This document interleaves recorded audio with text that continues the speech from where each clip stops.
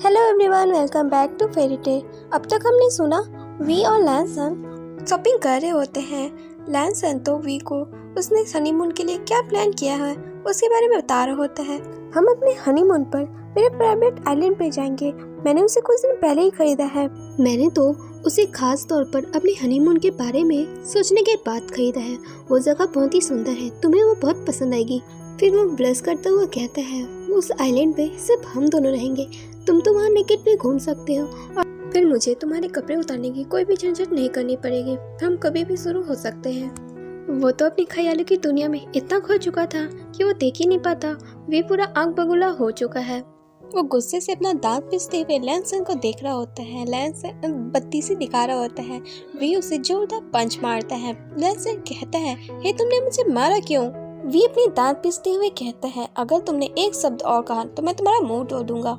लैनसन मुस्कुराता हुआ कहता है, आखिर तुम्हें इतनी देर कहाँ से आ रही है?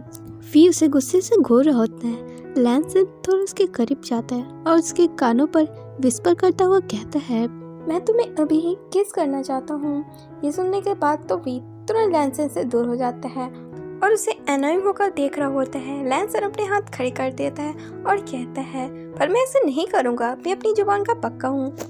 स्माइल करता हुआ कहता है। वे उस पर गुस्सा करता हुआ कहता है, अगर तुम्हारा हो गया तो मुझे यहाँ से जाने दो, मैं अब यहाँ से जाना चाहता हूँ। ये सुनने के बाद लैनसन पाउट बनाता हुआ कहता है, पर मैं तुम्हारे साथ और भी टाइम स्पेंड करना चाहता हूँ। चलो हम साथ चलकर आइसक्रीम खाते हैं, इससे तुम्हारा दिमाग भी ठंडा हो जाएगा। वी कहता है, मैं नहीं जाना चाहता। पर क्यों? तभी भी तुरंत कहता है, मैं नहीं खाना चाहता हूँ। लैनसन कहता है, स्वीट सी ठंडी ठंडी आइसक्रीम, तुम्हारी favourite rainbow scrub and milk chocolate chips, क्या तुम सच में नहीं खाओगे? सोच लो, अगर तुम अभी नहीं खाओगे ना तो मैं तुम्हें पूरी लाइफ टाइम तक तुम्हें आइसक्रीम टच करने भी नहीं दूंगा। ये सुनकर वी कहता है, तुम मेरे खाने पर पेन लगाओगे? तो लैनसन कहता है, हाँ मैं ऐसा कर सकता हूँ। तुम? हाँ मैं। वो तो इवल स्माइल कर रहा होता है। वी को तो लैनसन चराक डोमरी लग रहा होता है। वो एक गहरी आह भरता है और कहता है, ठीक है, पर इसके बाद मैं तुरंत यहाँ से जाना चाहता हूँ। ये सुनकर लैनसन कहता है, ठीक है। फिर वो दोनों आइसक्रीम के शॉप में आते हैं और एक टेबल पर बैठे होते हैं। वी जिसने खाने से पहले मना किया था, उसने तो 3-4 बॉल ऐसे ही खत्म कर दिए थे और वो अभी भी आइसक्रीम खाए जा रहा था। लैनसन बस उसी को देख रहा होता है। जब भी अपनी आइसक्रीम को फिनिश कर लेता है तब लैनसन कहता है, क्या तुम और खाना चाहते हो? तब वी नाम में अपना सर आता है। तब लैनसन कहता है, पर तुम्हारे फेस को देख के तो नहीं लगता तुम सेटिस्फाई हो। नहीं, ऐसी बात नहीं है, अब मैं यहाँ से जा रहा हूँ। ऐसा कहकर वो अपनी सीट से खड़ा हो रहा होता है। तब लैनसन कहता है, ठीक है, तो मैं तुम्हें हॉस्टल पर ड्रॉप कर दूंगा, पर तुम क्या अब हॉस्टल ही में रहोगे? क्या तुम यंग पेंशन पे नहीं रहोगे? ये सुनकर वी कहते हैं, मैं बस अपना सामान लेने जा रहा हूँ। एंड देन लैनसन ने वी को उसके हॉस्टल पर उसे ड्रॉप कर दिया था। वी कार से बाहर निकल रहा होता है। तभी लैनसन कप करता हुआ कहता है, क्या तुम ऐसे ही चले जाओगे? ये सुनकर वी लैनसन की तरफ देखता है। तब लैनसन कहता है, मैं तुम्हारा फियांसे हूँ, तो फियांसे की रिस्पॉन्सिबिलिटी मैं अच्छे से पूरी कर रहा हूँ, तो तुम भी अपनी फियांसे होने की रिस्पॉन्सिबिलिटी पूरी करो ना। वी उसे कंफ्यूज होकर देख रहा था, उसके तो कुछ भी पहले नहीं पड़ा। लैनसन कहता है, मैंने तुम्हें इतनी अच्छी शॉपिंग कराई है, कम से कम थैंक यू के लिए क्या तुम मुझे किस करोगे? वी की आंखें चौड़ी हो जाती है और वो कहता है, क्या मैंने तुमसे कहा था मुझे शॉपिंग कराओ? वो तुम थे जो मुझे शॉपिंग पर ले जाना चाहते थे और मैं तो जाना ही नहीं चाहता था। तुमने मुझे फोर्स किया और अब तुम इस चीज के लिए भी मुझे फोर्स कर रहे हो। वी गुस्से गुस्से में कहता है और वो कार की डोर को पुश कर रहा होता है, लेकिन वो डोर ओपन ही नहीं हो रहा था क्योंकि लैनसन ने डोर को लॉक कर दिया था। वी उसे काफ़ी पुश कर रहा होता है।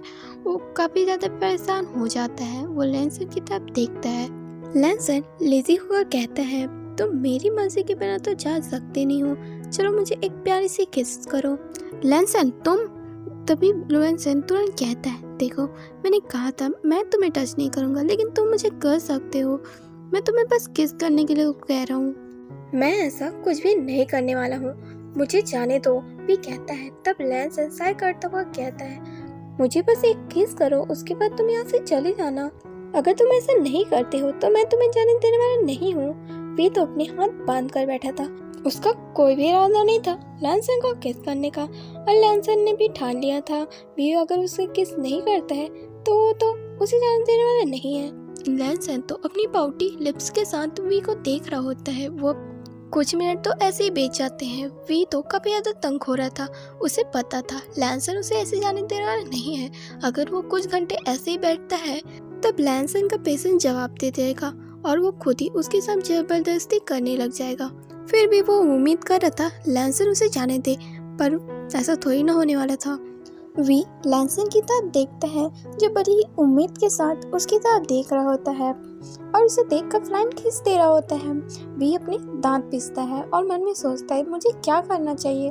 फिर वो साय करता हुआ एकदम से लैंसन के फेस को पकड़ लेता है। इससे लैंसन चौंक जाता है। वो वी की आंखों में ही देखे जा रहा होता है। वी अपने फेस को लैंसन के फेस के करीब करता जा रहा था और लैंसन थोड़ा एक्साइटेड हो रहा था। वी उसे किस तो करता है पर उसके लिप्स पर नहीं, उसके चिन पर।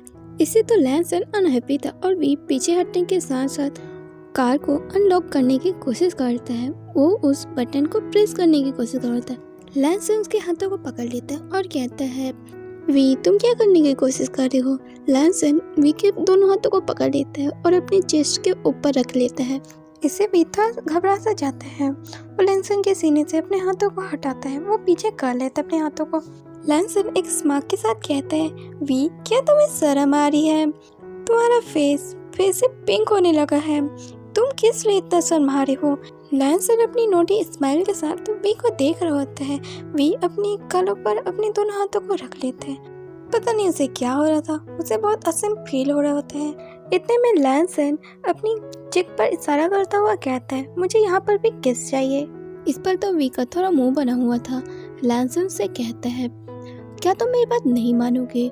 मेरे पास अलग भी तरीके हैं तुम्हें अपनी बात मनवाने के। क्या तुम चाहते हो मैं उन तरीकों को आजमाऊं?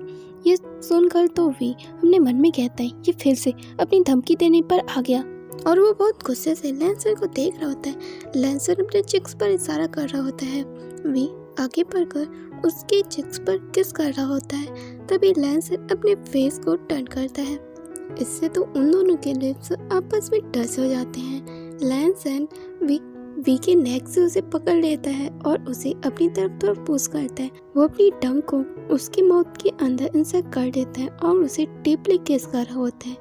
वी अपने मन में कहता है ये कभी भी अपनी बात पर टिकता नहीं है। कुछ घंटे पहले इसने मुझसे कहा था ये मुझे टच नहीं करेगा, मुझे समय देगा, पर अब देख लो इसने फिर से मुझे फोर्स करना शुरू कर दिया। वो मन ही मन लैंसन पर गुस्सा कर रहा होता है।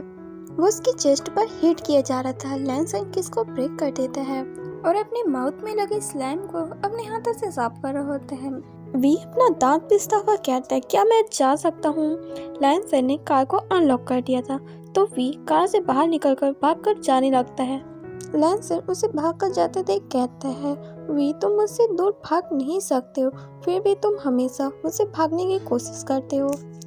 और वी वहाँ से जाते वक्त अपने मन में सोचता है मैं उससे मैरिज नहीं करना चाहता हूँ।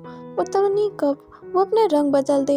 मेरी तो कुछ भी समझ में नहीं आ रहा है। मैं यहाँ से भागकर जाना चाहता हूँ इतनी दूर कि कोई मुझ तक पहुँच ना सके। अगर मैं यहाँ से भागकर चला जाऊँ तो क्या होगा? वो मेरे फ्रेंड और फैमिली को टॉर्चर करेगा।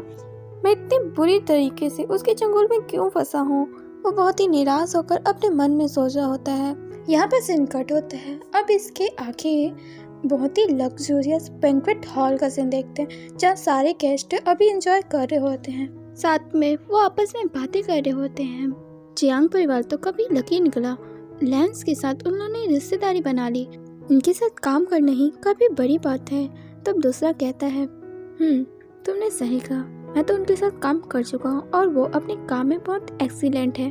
तुम हमारे प्रोजेक्ट के बारे में तो जानते हो। जब से हमने उसे लॉन्च किया है उसके बाद से हमारी कंपनी ट्रेंडिंग पर चल रही है। जब हम उनके साथ काम कर रहे थे तब मैं चेयरमैन सीजन से मिला था। वो काफ़ी यंग और हैंडसम है और वो अभी भी बैचलर है। पता नहीं उनके छोटे भाई ने मैरिज के लिए इतनी जल्दबाजी क्यों की। तभी दूसरा पर्सन कहता है वैसे मैंने सुना है वो यंग बॉय काफ़ी ज़्यादा प्रिटी है। वैसे तो ज़्यादातर मीडिया के सामने नहीं आता है, ना ही वो जियांग से किसी फंक्शन में शामिल होता है। लास्ट टाइम जियांग पर की यंग मिस की मैरिज में वो दिखाई दिया था। उसके पास से तो वो कभी मीडिया के सामने नहीं आया। उस हॉल में बस ऐसी बातें चल रही होती हैं, सभी अपनी अपनी इस मैरिज को लेकर टिप्पणियां कर रहे होते हैं। इतने में हॉल में न्यू कपल की आने की अनाउंसमेंट होती है। लैंसन और वी रेड कार्पेट से चढ़कर उस हॉल में एंटर करते हैं। वो दोनों ही बहुत ही ब्यूटीफुल लग रहे थे। रिपोर्टर उनकी पिक्चर ले रहे होते हैं, साथ में वो सवाल भी कर रहे होते हैं जिसका आंसर तो सिर्फ लैंसन ही दे रहा था। वो दोनों फिर आगे बढ़कर हॉल के बीच में आते हैं और जिबुजुन लैंगुन से मिलते हैं। वी उनसे पहले से मिल चुका था। वो वी को उनके बाकी रिलेटिव से मिलाते हैं और ऐसे ही ये बैंक्वेट जा रहा होता है।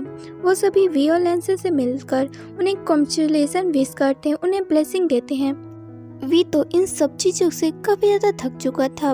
उसने इतने समय से जो अपने फेस में फेक सी स्माइल जो चिपका कर रखी थी, उसकी ये फेक स्माइल ब्राइट स्माइल में तब बदल जाती है जब वो अपनी बड़ी बहन को देखता है, यानी उसके पास आ रही होती है।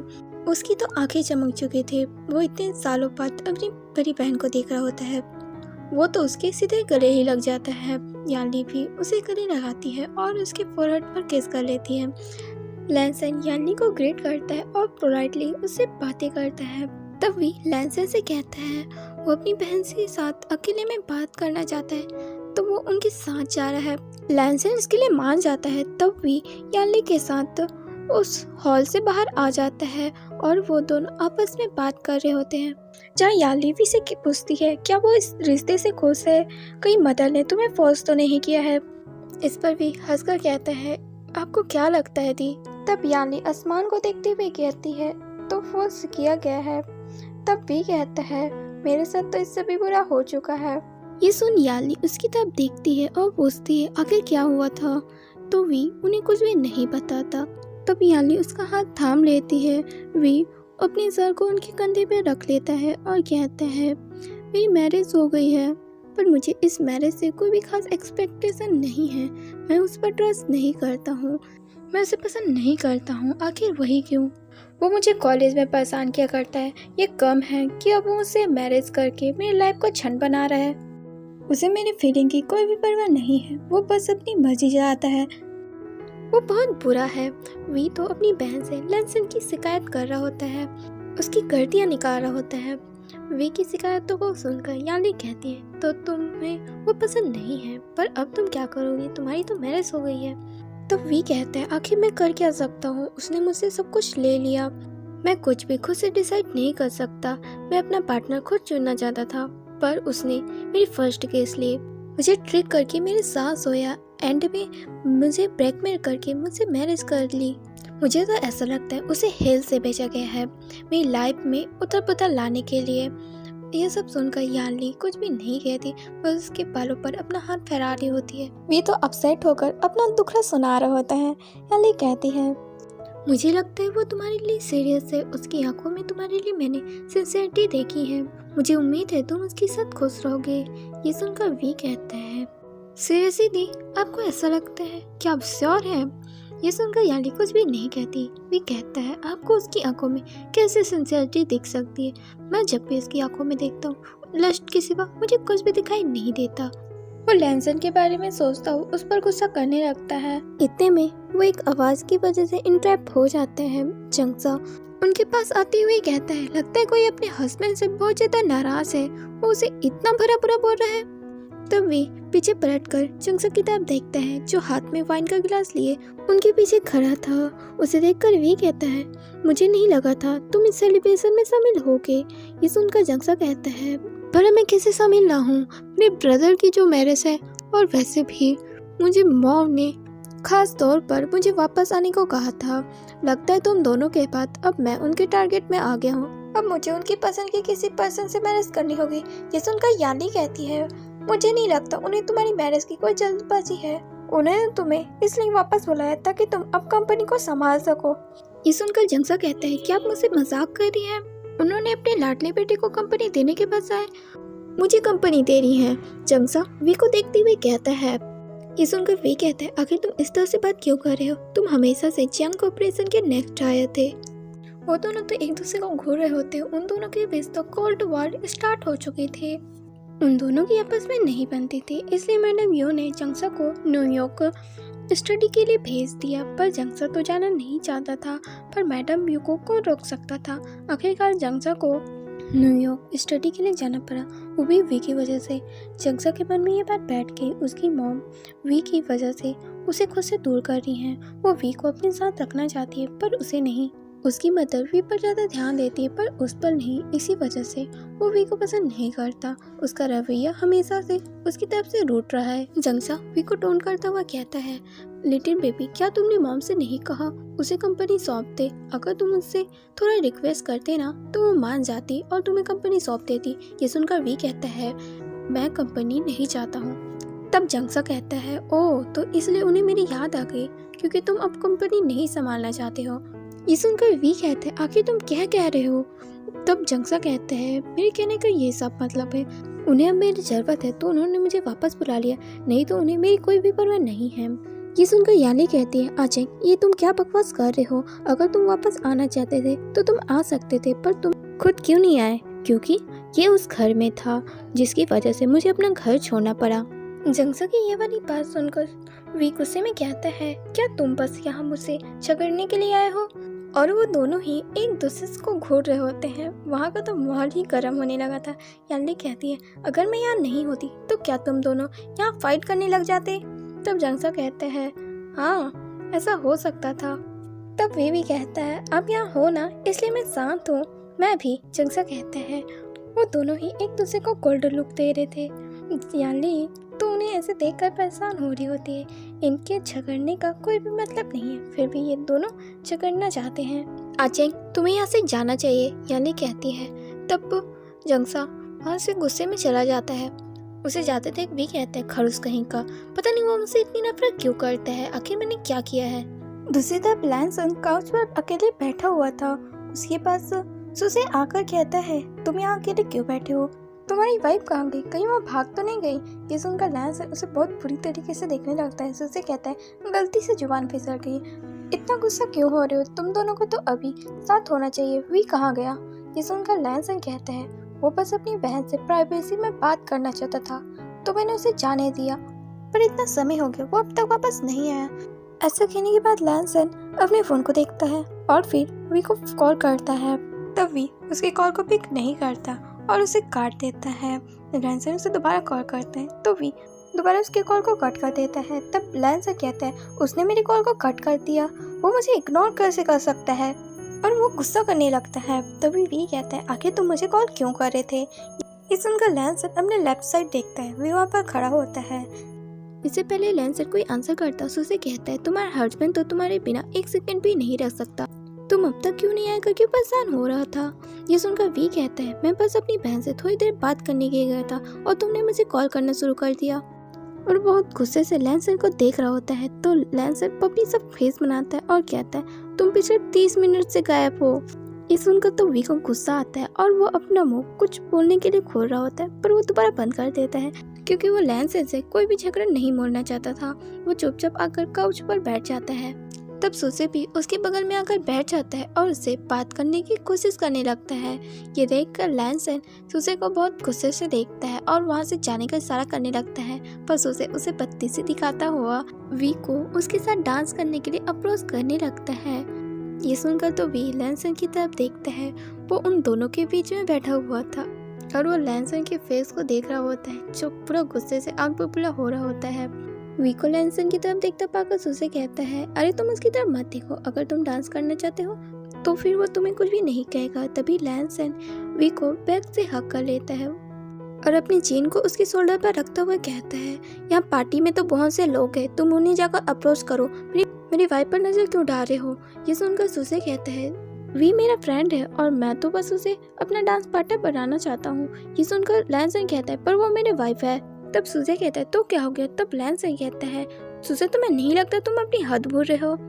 ये सुनकर तो सुसे का मुंह बन जाता है और वो कहता है, मैं तुम्हें वी के लिए चैलेंज करना चाहता हूँ।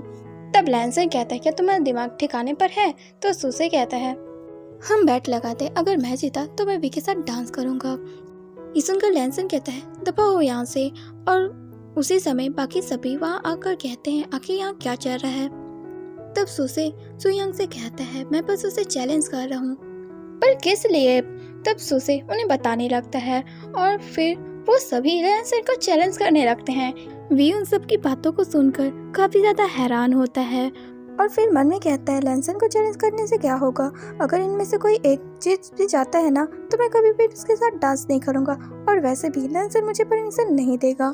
अगर उसने मुझसे कहा तुम डांस नहीं कर सकते तो मेरा मन होगा भी ना, तब भी मैं डांस नहीं कर सकता।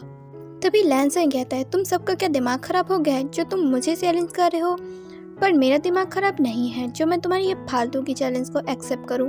वो ऐसा कहने के बाद वी के नेक पर किस करने लगता है और वी उसे खुद से दूर करने लगता है। तभी सुसे कहता है तुम बस डर रहे हो कहीं तुम हार मत जाओ और तुम्हें अपनी वाइफ के सामने बेइज्जत ना होना पड़े।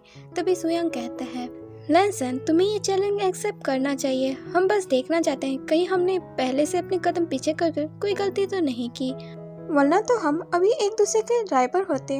वो ऐसा कहकर नोटी स्माइल कर रहा होता है और यहीं पर सीन कट होता है। इसके कुछ घंटे बाद देखते हैं कुछ लोग तो टली होकर सो चुके थे सिवाय सुयांग के, और लैंसन तो बस ऐसी बहकी बहकी बातें कर रहा होता है। वी उन्हें ऐसे देखकर कहता है मुझे तो लगा था ये सभी फाइट करने वाले हैं और मुझे थोड़ा अच्छा शो देखने को मिल जाएगा, पर ये क्या है, ये सभी के सभी पागल हैं। इन्होंने ड्रिंक करने का चैलेंज ही क्यों किया, ड्रंक होने के बाद क्या इनमें से कोई एक भी मेरे साथ डांस कर सकता है। तभी सुयांग कहता है अगर हमने लैंसन को फाइट के लिए चैलेंज किया होता ना तो हम पक्का हार जाते, इसलिए ये ड्रिंक चैलेंज है। पर ये कमीना तो इसमें भी जीत गया। वो लैंसन की तरफ देखते हुए कहता है। सुयांग की बात सुनकर तो वी की आंखें बड़ी बड़ी हो गई थी और वो कहता है तुमने जितना ड्रिंक नहीं किया, हाँ क्योंकि मैं इनके जैसा बेवड़ा नहीं हूँ, तुम चलो मेरे साथ, कहीं इससे पहले तुम्हारा हस्बैंड नशे की हालत में तुम पर धावा बोल दे।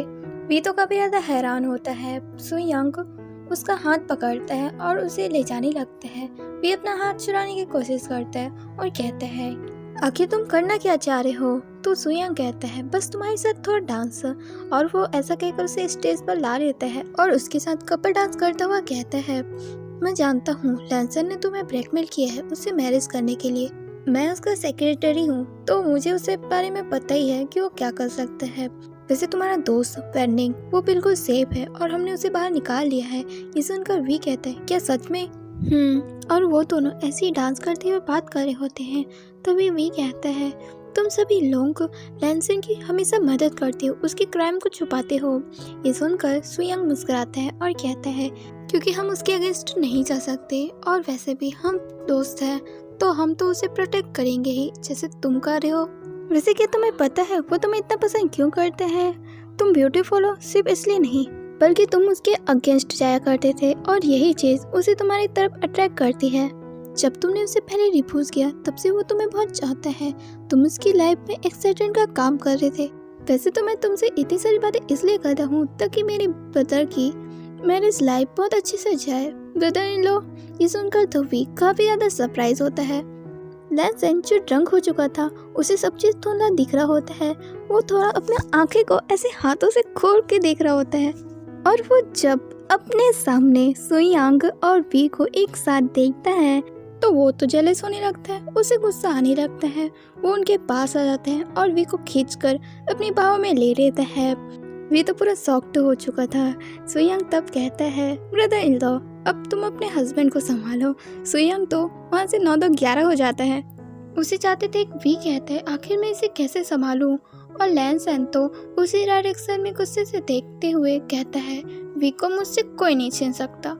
वी उसके फेस की तरफ देखता है जो ड्रिंक करने की वजह से हल्के पिंक हो चुके थे।